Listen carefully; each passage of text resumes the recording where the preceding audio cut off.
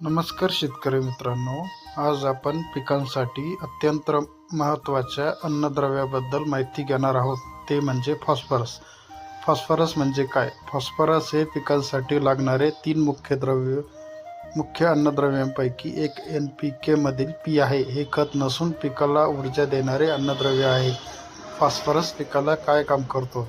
मुळांची वाढ मजबूत करतो, फुलधारणा वाढवतो, फळधारणा व दाणे भरणे सुधारतो, पिकाला ऊर्जा देतो, पीक लवकर तयार होते.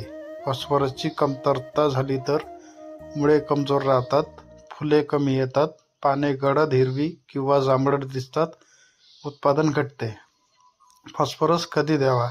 फॉस्फरस पेरणी किंवा लागवडीच्या वेळी दिल्यास सर्वाधिक फायदा होतो, कारण मुळांची वाढ सुरुवातीलाच होते.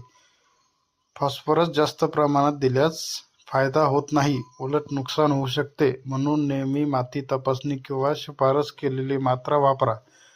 ही माहिती उपयुक्त वाटली असेल तर व्हिडिओ लाईक करा, चॅनल सबस्क्राईब करा आणि आपल्या शेतकरी मित्रांपर्यंत शेअर करा.